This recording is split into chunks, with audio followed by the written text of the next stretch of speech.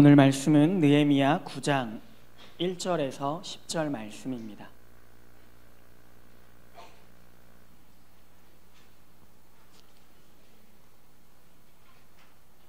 구약 느헤미야 9장 1절에서 10절 말씀입니다.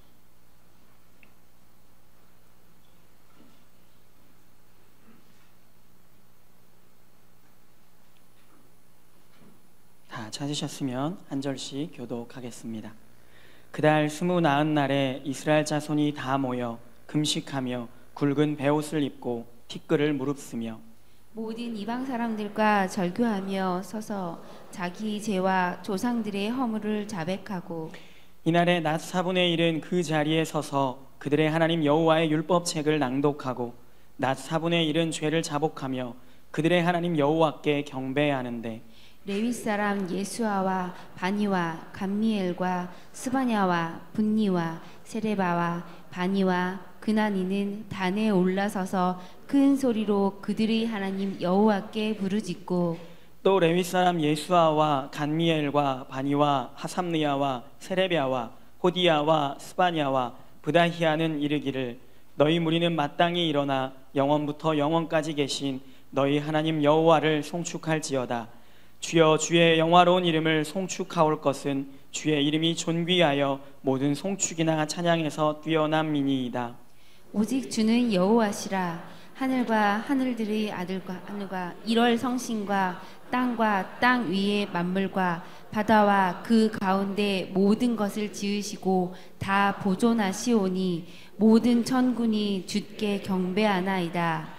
주는 하나님 여호와시라. 옛적에 아브라함을 택하시고 갈대아 우르에서 인도하여 내시고 아브라함이라는 이름을 주시고 그의 마음이 주 앞에서 충성됨을 보시고 그와 더불어 언약을 세우사 가나안 족속과 헷 족속과 아모리 족속과 브리스 족속과 여부스 족속과 기르가스 족속의 땅을 그의 씨에게 주리라 하시더니 그 말씀대로 이루셨사오매 주는 의로우심이로소이다. 주께서 우리 조상들이 애굽에서 고난받는 것을 감찰하시며 홍해에서 그들의 부르짖음을 들으시고 이적과 기사를 베푸사 바로와 그의 모든 신하와 그의 나라 온 백성을 치셨사오니 이는 그들이 우리의 조상들에게 교만하게 행함을 아셨음이라. 주께서 오늘과 같이 명예를 얻으셨나이다. 아멘. 할렐루야. 반갑습니다. 오늘은 재건 9번째 시간 참된 회개라는 제목으로 말씀 나누도록 하겠습니다. 하나님은 다양한 방법으로 자신을 드러내 주십니다. 그 중에서 우리가 가장 쉽게 드러내 주시는 하나님을 접할 수 있는 방법은 말씀을 통해서입니다. 그런데 우리가 이 말씀을 깨닫게 되면 드러내 주신 하나님을 만날 뿐만이 아니라 우리 자신에 대해서도 알게 됩니다. 내가 해야 하는 일은 무엇인지, 내가 가야 할 방향은 어디인지, 내가 선택해야 하는 것은 무엇인지를 알게 됩니다. 그렇기 때문에 말씀은 우리에게 축복인 동시에 하나님의 임재의 영광입니다. 인류의 타락의 시작은 하나님의 말씀을 왜곡하면서부터 시작되었습니다. 창세기 3장에서 뱀이 하와에게 묻습니다. 하나님이 참으로 너희에게 동산 모든 나무의 열매를 먹지 말라 하시더냐. 이때 하와는 동산 나무의 열매를 우리가 먹을 수 있으나 동산 중앙에 있는 나무의 열매는 하나님의 말씀에 너희는 먹지도 말고 만지지도 말라. 너희가 죽을까 하노라 하셨느니라 라고 대답합니다. 잘 아시는 것처럼 하나님은 동산 각종 나무의 열매는 내가 임의로 먹되 선악을 알게 하는 나무의 열매는 먹지 말라. 내가 먹는 날에는 반드시 죽으리라 라고 말씀하셨습니다. 하와는 반드시 죽으리라는 하나님의 말씀을 왜곡했습니다. 하와 안에 생긴 지혜롭게 되고 싶고 하나님과 같이 되고 싶은 욕망이 하나님의 말씀을 왜곡하게 만들었습니다. 그 결과 모든 인류에게 죄와 사망이 들어오게 되었습니다. 사탄은 결코 우리에게 하나님의 말씀에 순종하지 말라고 유혹하지 않습니다. 적당히 타협하고 적당히 순종하라고 유혹합니다. 세상에서 먼저 성공해야 해. 그래야 세상 사람들이 믿고 따르지 않겠어? 그게 하나님께 영광을 돌리는 방법이야. 말씀이 중요하지 않다는 게 아니야. 세상에서 먼저 인정을 받아야 그들에게 복음을 전할 수 있지 않겠어?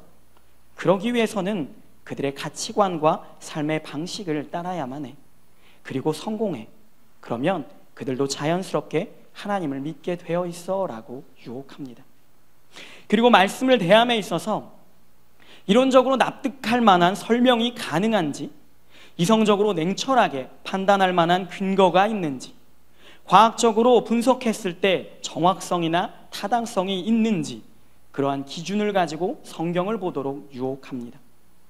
만약 우리가 사탄의 이러한 유혹에 빠져 있다면 아무리 매일 말씀을 가까이 하고 읽고 듣는다고 하더라도 하나님의 말씀과는 전혀 상관이 없는 삶을 살아가게 됩니다. 이스라엘 백성들이 그랬습니다. 그들은 출생의 순간부터 하나님의 사람들이었습니다. 아주 어렸을 때부터 하나님의 말씀을 듣고 그 말씀을 따라 살아야 한다고, 그 계명을 지키는 것이 마땅하다고 가르침을 받아왔습니다. 그런데 그런 그들이 하나님의 말씀을 떠났습니다. 그들의 실패가, 그들의 능력 없음은 결국 하나님의 말씀을 떠난 삶이었기 때문이라는 것을 깨닫게 되었습니다. 그래서 성벽 공사가 끝나자 이스라엘 백성들에게는 하나님의 말씀에 대한 갈급함이 생겼습니다. 그러자 새해 첫날 7월 1일 나팔절에 모든 백성이 일제히 수문 앞 광장에 모여 학사 에스라를 부릅니다. 그리고 여호와께서 이스라엘에게 명하신 여호와의 율법을 낭독해 줄 것을 요청합니다. 오랜만에 또 누군가는 처음으로 율법의 말씀을 들으니 너무나 감동이 되어서 손을 들어 아멘으로 응답했고, 몸을 굽혀 얼굴을 땅에 대고 하나님께 경배했습니다. 말씀을 읽은 후 그 뜻을 해석하여 깨닫게 하니 백성들이 다 울었습니다. 한편으로는 감동이 밀려왔을 것이고, 또 다른 한편으로는 지금까지 자신들의 삶이 하나님의 말씀과는 상관없이 살았음을 마음에 찔렸을 것입니다. 이에 레위인들은 오늘은 너희 하나님 여호와의 성일이니 슬퍼하지 말며 울지 말라고 권면했습니다. 이 말을 들은 백성들은 곧 먹고 마시고 기뻐하며 즐거워했습니다.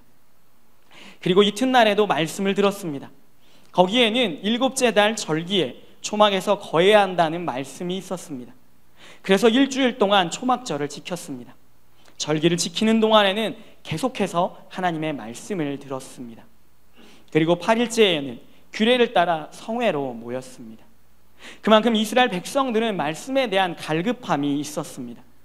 그런 그들에게는 하나님의 말씀을 듣고 마음에 찔림이 있었습니다. 말씀을 듣고 나니 그 말씀에 비추어서 보이는 자신들의 죄를 견딜 수가 없었던 것입니다. 절기는 다 지켰지만 그들의 마음에는 해소되지 않는 갈증이 있었습니다. 그래서 그들은 누가 시키지도 않았지만 모두가 다 다시 모였습니다. 본문 1절부터 3절까지의 말씀을 우리 함께 읽겠습니다. 그달 29날에 이스라엘 자손이 다 모여 금식하며 굵은 베옷을 입고 티끌을 무릅쓰며 모든 이방 사람들과 절교하고 서서 자기의 죄와 조상들의 허물을 자복하고 이날에 낮 4분의 1은 그 자리에 서서 그들의 하나님 여호와의 율법책을 낭독하고 낮 4분의 1은 죄를 자복하며 그들의 하나님께 경배하는데. 아멘. 사랑하는 여러분, 참된 회개는 하나님의 말씀을 통해 찔림을 받는 것입니다. 이스라엘 백성들은 말씀을 듣고 자신들의 삶이 하나님을 떠난 삶이었으며 하나님의 말씀과는 전혀 다른 삶을 살았다는 것을 깨닫게 되었습니다. 그래서 이스라엘 백성들은 금식하며 굵은 베옷을 입고 티끌을 무릅쓰고 하나님 앞에서 회개하기 시작했습니다. 이스라엘 백성들의 이 회개의 모습을 통해 참된 회개의 모습이 어떠해야 하는지 함께 살펴보고자 합니다. 우리가 10절까지의 말씀만 읽었지만 9장을 전체적으로 살펴보며 나누겠습니다. 첫 번째로 참된 회개는 자발적입니다. 함께 본문을 읽으셔서 아시는 것처럼 백성의 지도자들이 그들을 향해 우리가 하나님 앞에 회개해야 되니 함께 모이자라고 명령하지 않았습니다. 각자 하나님께서 주시는 마음에 따라 자발적으로 움직인 것입니다. 회개는 명령이나 강요, 누군가의 지시에 따라 하는 것이 아닙니다. 참된 회개는 나의 죄에 대해서 인정하고 자백하는 것입니다. 뉘우치는 것입니다. 그들은 스스로를 죄인으로 인정하고 하나님 앞에 섰습니다. 그리고 하나님 앞에서 자복했습니다. 하나님, 내가 죄인입니다. 나는 벌을 받아 마땅한 죄인입니다. 죄의 대가를 치르기 원합니다. 나의 죄에 대한 합당한 벌을 내려주십시오. 간절히 큰 소리로 그들의 하나님 여호와께 부르짖었습니다. 간절한 마음으로 회개했습니다. 그들의 회개는 고백만으로 그치지 않았습니다. 입술로 회개하는 것을 넘어 그의 합당한 행동으로 나타났습니다. 오늘 본문의 2절 말씀에 모든 이방 사람과 절교하고 라고 했습니다. 이스라엘 백성들이 모든 이방인들과 절교를 했습니다. 그동안 이방인과 교제를 가지는 것에 대해서 마음의 가책을 받거나 거리끼지 않았었습니다. 그러나 하나님의 은혜를 강하게 체험하고 나니까 이방인들과의 관계를 새로운 눈으로 볼 수 있게 되었고 그들과 구별되어야 함을 깨닫게 된 것입니다. 여기서 말하는 이방인들은 우리가 생각하는 외국인들이 아닙니다. 당시에 이방인들은 한결같이 우상들을 섬겼습니다. 이방인들과 교제함으로 이스라엘 백성들은 그들이 섬기는 우상을 따라 함께 섬기게 되고 결과적으로 하나님으로부터 멀어지는 그런 것은 이스라엘의 역사가 보여주는 교훈입니다. 출애굽기 34장 16절에 또 내가 그들의 딸들을 내 아들들의 아내로 삼음으로 그들의 딸들이 그들의 신들을 음란하게 섬기며 내 아들에게 그들의 신들을 음란하게 섬기게 할까 함이니라 라고 했습니다. 하나님께서 경고하셨지만 지혜에 있어서 가장 뛰어난 솔로몬은 수많은 이방 여인들을 취하였고 그들의 간교한 꿰매 넘어가 이방의 우상들을 섬기기까지 했습니다. 하나님께서 진노하셔서 솔로몬 이후에 나라가 둘로 나뉘어졌습니다. 북이스라엘의 왕 아합은 이세벨을 아내로 맞이했습니다. 그런데 이세벨은 우상을 섬기는 바알을 섬기는 여인이었습니다. 이세벨로 인하여 이스라엘은 완전히 우상을 섬기는 나라로 전락해버리고 말았습니다. 하나님과 상관없는 삶을 살았을 때는 이방인들과 함께 지내며 그들의 삶에 동화되어 갔지만 말씀을 깨닫고 삶을 돌아보며 회개하고 그에 합당한 삶을 살고자 하니 구별된 하나님의 백성으로서의 삶에 방해가 되기에 과감하게 끊어버렸던 것입니다. 이것이 회개와 말씀의 능력인 것입니다. 참된 회개는 입술의 고백을 넘어 그에 합당한 삶의 행동으로 이어지는 것입니다. 하나님의 말씀이 역사함으로 이스라엘 백성들은 죄의 고백을 넘어 변화된 삶의 모습으로 나아가게 된 것입니다. 우리 삶에도 이와 같은 말씀의 역사함이 일어나기를 간절히 소망합니다. 그로 말미암아 마음의 찔림은 받고 죄를 자복하는 것은 물론 회개에 합당한 삶으로 변화되어 죄로 막힌 담이 무너져 하나님과 화목하게 되는 여러분과 제가 될 수 있기를 간절히 소망합니다. 두 번째로 참된 회개는 말씀과 함께 합니다. 느헤미야 8장과 9장에 나타난 이스라엘 백성들은 말씀 앞에서 새롭게 변화되어 가는 모습을 보여줍니다. 성벽 공사와 인구 조사를 마치면서 그들은 성공에 도취된 것이 아니라 하나님의 말씀을 듣기를 사모했습니다. 앞서 말씀드린 것처럼 백성들이 먼저 학사 에스라에게 모세의 율법책을 낭독해달라고 요청했습니다. 기독교 진리의 핵심은 이론에 있는 것이 아닙니다. 하나님의 말씀은 살아있고 활력이 있으며 예리하기에 현실에서 역사하며 사람들의 삶을 변화시킵니다. 하나님의 말씀을 사모하고 그 말씀에 아멘으로 응답하며 실제적으로 삶을 변화시켜 나가야 합니다. 앞에서 잠깐 말씀드린 것처럼 백성의 지도자들이 말씀을 보다가 깨닫게 된 사실은 초막절을 준수해야 한다는 것이었습니다. 초막절은 이스라엘 백성들이 출애굽한 이후에 광야 40년의 생활 동안 궁핍하고 초조한 삶 속에서도 하나님의 보호와 인도하심을 받았다는 사실을 기억하며 기념하는 절기입니다.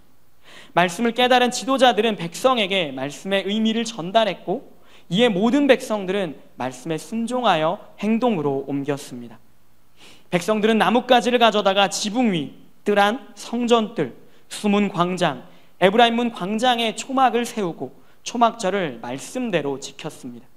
성경은 이 모습을 다음과 같이 평가합니다. 우리 느헤미야 8장 17절 하반절 말씀을 함께 읽겠습니다. 눈의 아들 여호수아 때로부터 그날까지 이스라엘 자손이 이같이 행한 일이 없었으므로 이에 크게 기뻐하며. 아멘. 1000년 가까이 해오지 않았던 일을 즐거운 마음으로 실천했다는 것은 정말 놀라운 일이 아닐 수 없습니다. 느헤미야 1장에서 이스라엘의 공동체는 아무런 목적이 없어 보이는 그런 무기력한 모습의 무리들이었습니다. 그러나 느헤미야와 에스라를 비롯해서 백성의 지도자들이 하나님의 말씀에 감동이 되었을 때 백성은 소생되어 영적 생명력을 회복할 수 있었습니다. 백성들은 초막절을 통해 바벨론 포로 생활에서 벗어난 것, 곧 제2의 출애굽을 허락하신 하나님을 찬양했을 것입니다. 오늘 본문 3절에서도 낮 4분의 1 동안 율법책을 낭독했습니다. 회개하면서 비워진 그들의 마음에 생명의 말씀이 채워진 것입니다. 오랫동안 하나님의 말씀과 동떨어진 삶을 살아왔다는 것을 너무나도 뼈저리게 느꼈기에 그 긴 시간을 서서 말씀을 듣더라도 힘들다거나 지루하다거나 왜 이렇게 길게 하냐고 불평하거나 불만하지 않았습니다. 성경을 표준 혹은 정경을 뜻하는 캐논이라고 부릅니다. 캐논의 원래 의미는 룰러, 즉 길이를 재는 자입니다.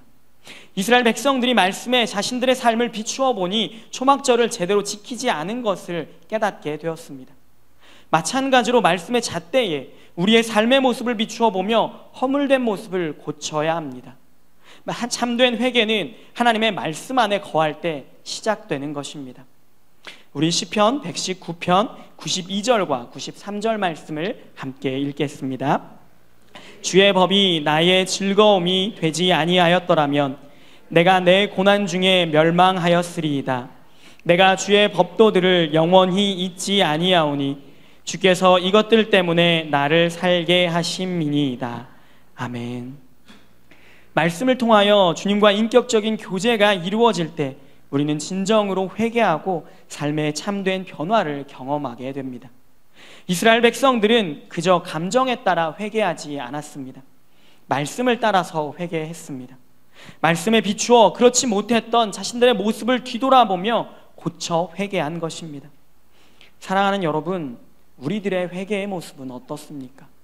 감정을 내세워서 감정에 호소하며 회개하고 있지는 않으십니까? 그러나 참된 회개는 말씀과 함께하는 회개입니다. 말씀을 따라 회개하는 것입니다. 늘 말씀 앞에 우리의 삶을 비추고 그 말씀에 따른 회개를 통하여 변화된 삶을 이루어서 생명의 말씀으로 우리 마음을 가득 채우는 여러분과 제가 될 수 있기를 간절히 소망합니다. 세 번째로 참된 회개는 그 시선이 하나님께로 향하는 것입니다. 이스라엘 백성들이 회개할 때 죄로 가득한 자신들의 모습만을 보았다면 허무함으로 인해 자포자기했을 것입니다. 그러한 모습의 예가 바울이 되어줍니다. 잘 아시는 것처럼 바울은 세상적인 기준으로 볼 때 자랑할 만한 것들이 너무나도 많이 있는 사람이었습니다. 게다가 하나님을 향한 열심도 누구보다 뛰어났습니다. 그래서 그 열심을 가지고 교회와 그리스도인들을 박해했습니다. 스데반이 순교당할 때 바울은 그의 죽음을 마땅히 여겼습니다. 그리고 대제사장에게 그리스도를 따르는 자들을 결박할 수 있는 공문도 받았습니다. 바울이 다메섹에 가까이 이르렀을 때 열심을 다했던 하나님을 만나게 됩니다. 자신의 모든 것을 다 걸었던 하나님, 간절히 갈망했던 하나님이 자신이 그토록 열심히 박해했던 예수였다는 사실을 알게 된 바울은 이루 말할 수 없는 허무함에 사로잡혀 어쩌면 죽고 싶은 심정이었을 것입니다. 우리도 하나님의 말씀에 비추어 우리의 모든 죄와 허물이 드러난다면 우리는 결코 그것을 감당할 수 없을 것입니다. 죄와 허물로 가득한 내 자신을 볼 때마다 실망과 좌절을 경험할 수밖에 없습니다. 또한 하나님의 심판도 감당할 수 없습니다. 참된 회개는 그 시선이 우리에게 향해 있는 것이 아닙니다. 죄와 허물로 가득한 우리와 함께 하시며 우리를 붙들고 계신 하나님을 바라보는 것입니다. 불완전한 나를 바라보는 것이 아니라 완전하신 하나님, 긍휼을 베풀어 주시는 하나님을 바라볼 때 우리의 회개는 또 다른 회개로 이어집니다. 이스라엘 백성들에게 그런 회개의 성회가 열렸습니다. 오늘 본문 4절과 5절 말씀을 함께 읽겠습니다. 레위 사람 예수아와 바니와 간미엘과 스바냐와 분니와 세레비아와 바니와 그나니는 단에 올라서서 큰 소리로 그들의 하나님 여호와께 부르짖고 또 레위 사람 예수아와 간미엘과 바니와 하삼느야와 세레비아와 호디야와 스바냐와 브다히아는 이르기를 너희 무리는 마땅히 일어나 영원부터 영원까지 계신 너의 하나님 여호와를 송축할지어다. 주여 주의 영화로운 이름을 송축하올 것은 주의 이름이 존귀하여 모든 송축이나 찬양에서 뛰어남이니이다. 아멘. 레위 사람 중에 일부는 하나님께 부르짖습니다. 또 일부는 영광과 경배를 받으시기에 합당하신 하나님을 찬양합니다. 이스라엘 백성들은 하나님의 놀라운 은혜를 경험하는 회개를 할 때 두 가지 사실을 깨닫게 됩니다. 먼저 참된 회개를 경험하게 되면 모든 것의 중심을 내가 아닌 하나님께 둔다는 것입니다. 오늘 본문을 보면 두 가지로 확인할 수 있습니다. 첫 번째로 자신들의 죄는 물론 조상들의 죄도 함께 자복했습니다.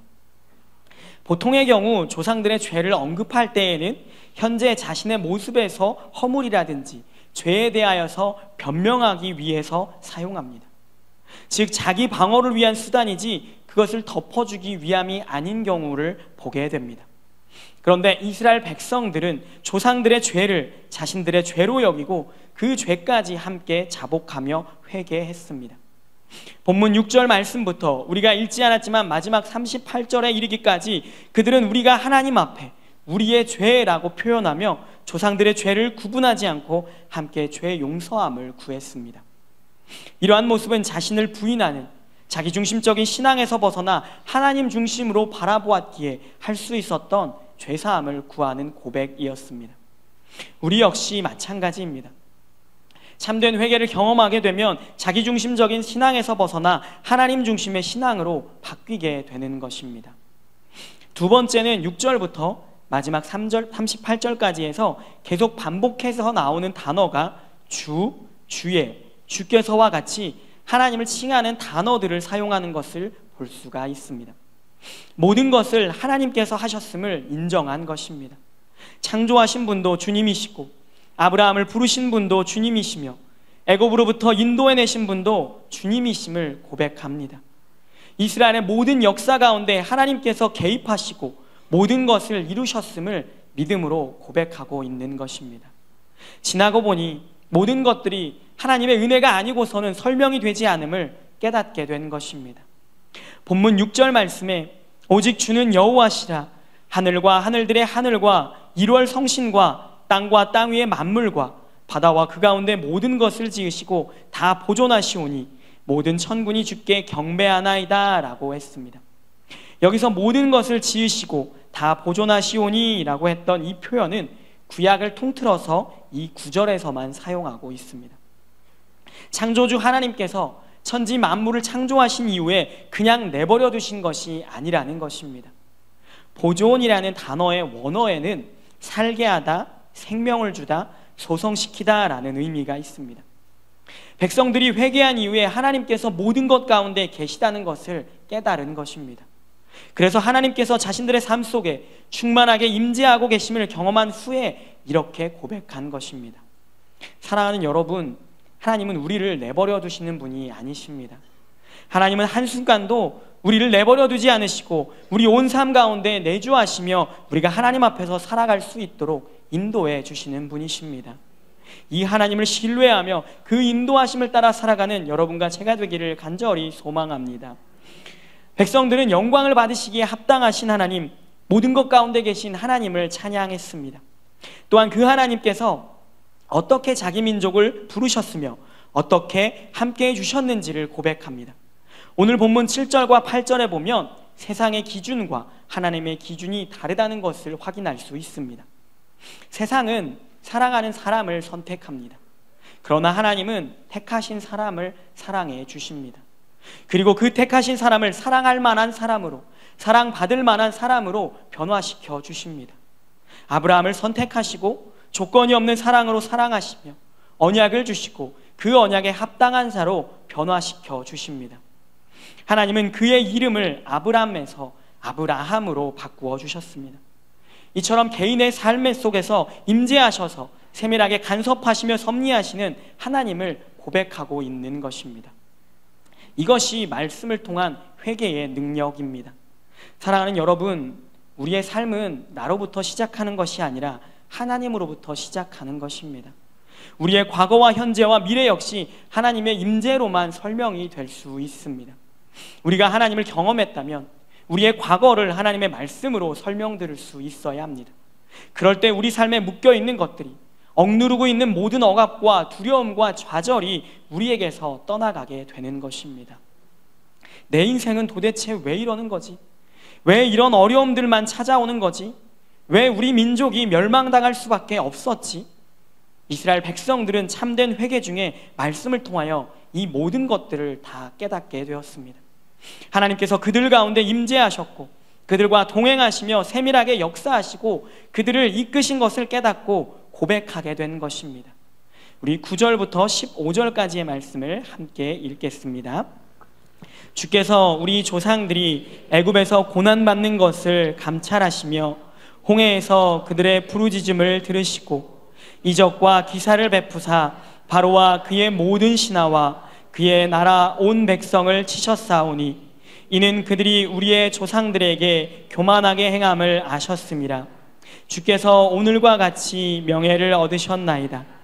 또 주께서 우리 조상들 앞에서 바다를 갈라지게 하사 그들이 바다 가운데를 육지같이 통과하게 하시고 쫓아오는 자들을 돌을 큰 물에 던짐같이 깊은 물에 던지시고 낮에는 구름 기둥으로 인도하시고 밤에는 불 기둥으로 그들이 행할 길을 그들에게 비추셨사오며 또 시내산에 강림하시고 하늘에서부터 그들과 말씀하사 정직한 규례와 진정한 율법과 선한 율례와 계명을 그들에게 주시고 거룩한 안식일을 그들에게 알리시며 주의 종 모세를 통하여 계명과 율례와 율법을 그들에게 명령하시고 그들의 굶주림 때문에 하늘에서 그들에게 양식을 주시며 그들의 목마름 때문에 그들에게 반석에서 물을 내시고 또 주께서 옛적에 손을 들어 맹세하시고 주겠다고 하신 땅을 들어가서 차지하라 말씀하셨사오나.